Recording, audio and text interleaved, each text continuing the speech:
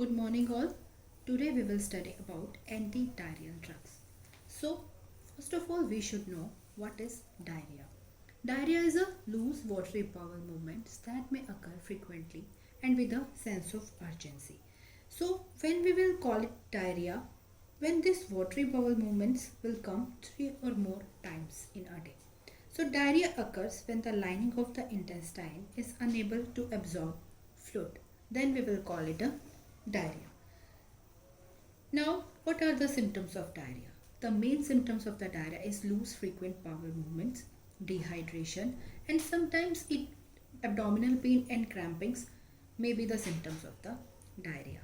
So now, what are the causes of diarrhea? It may be acute or it may be chronic diarrhea. So acute diarrhea, it will be caused only by the infectious agents. What are the infectious agents? The infectious agents may be some infection like any bacterial infection, any viral infection, or any protozoal infection. So it lasts for 2 to 3 days. So in this condition, what are the main treatment part is we have to treat the dehydration. And next is the chronic diarrhea.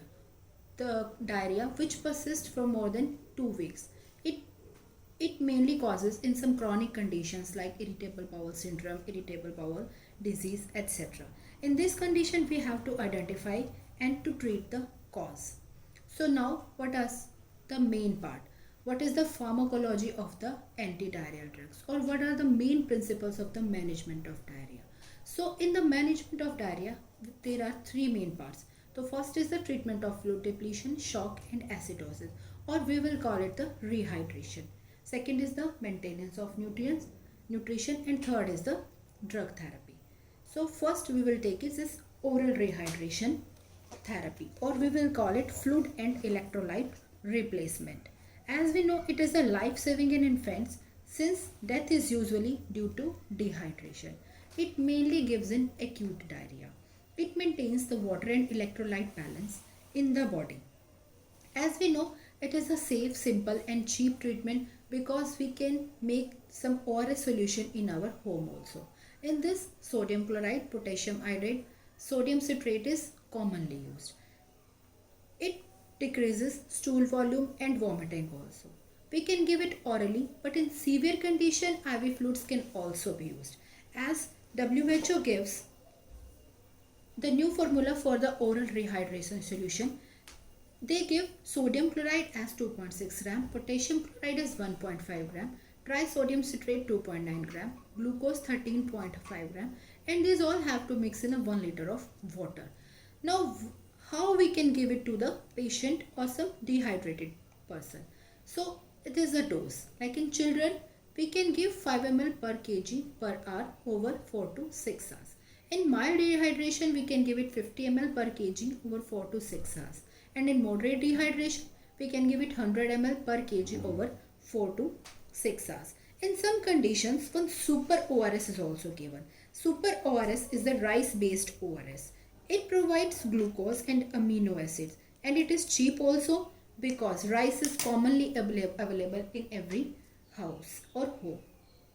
So next is the maintenance of nutrition. So what is the maintenance of nutrition? As the patient of diarrhea, we should not make people be starved because fasting decreases the disaccharide enzymes and reduce the absorption of salt, water and nutrients, and it may lead to malnutrition if diarrhea is prolonged or recurrent. So as the patient does not want to eat anything, so as in the orally we can give some liquid solutions, but as soon as the patient can eat, we can give it as simple foods like breast milk, boiled potato, rice, banana, etc. So the main part is our drug therapy. In drug therapy, two main parts are coming. First is the specific antimicrobial drugs and the second is non-specific antimicrobial drugs. Now, what are the antimicrobials? Antimicrobials are the drugs which we are used according to the infection. These infections may be antibacterial, antiviral or antiprotozoal. So in antimicrobials also we have two cases. Like in one case, Antimicrobials are of no value. Antimicrobials are of no value in non-infective cases, like some chronic conditions irritable bowel syndrome, irritable bowel disease, celiac disease, pancreatic enzyme deficiency, and thyrotoxicosis. Second is the antimicrobials, as we are using it in regularly. So, in which conditions we are regularly useful? In some infections. First is the cholera. Cholera is mainly caused by the Vibrio cholerae bacteria. So what is this? In this, norfloxacin, ciprofloxacin, ampicillin, erythromycin, etc. we can use as the antimicrobials. Second is the Campylobacter jejuni. In this, norfloxacin, erythromycin, and other fluoroquinolones we can use. Third is the Clostridium difficile. In this, metronidazole and vancomycin. These are the drug of choice. Next is the amoebiasis. Amoebiasis is caused by the mainly Entamoeba histolytica and giardiasis. Giardia lamblia is the main root cause for the diarrhea. In these conditions, metronidazole, diloxanamide, furoate are effective drugs. In all these conditions, we have to give these drugs in BD dose for 5 days for decrease the quantity of fluid. Next is the non-specific anti-diarrheal drugs. In this, first we can come as absorbents, second is anti-secretory drugs, and third is the anti-motivated drugs, or we can call as opioids. So first is the absorbents. What are the absorbents? Absorbents, these are the colloidal bulk-forming substances which absorb water and swell. They modify the consistency and frequency of stools and give an impression of improvement, but do not reduce the water and electrolyte loss. They are of value in some selected conditions like irritable bowel syndrome, ileostomy, or colostomy diarrhea. Some examples for absorbents are isopco, psyllium, and the methyl cellulose. Next is the anti-secretory agents. Some anti-secretory agents are sulfasalazine, mesalazine, bismuth subsalicylate, atropine, octreotide, and resicodetrel. Now, what are anti-secretory agents? These are the enkephalins and GI neurotransmitters. They have anti-secretory property. What is anti-secretory property? It corrects the hypersecretion of water and electrolytes, and there is no change in the intestinal motility. And it is used in the symptomatic treatment of secretory diarrhea. It is used only for short duration, not more than for 7 days. It can also be used in children. Like if we see sulfasalazine. Sulfasalazine is the mainly drug of choice for the ulcerative colitis and irritable bowel disease related diarrhea.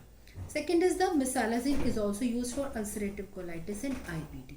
Bismuth subsalicylate we can use for the traveler's diarrhea. Like some people are used to as a symptom as a diarrhea in traveling. Second is the atropine.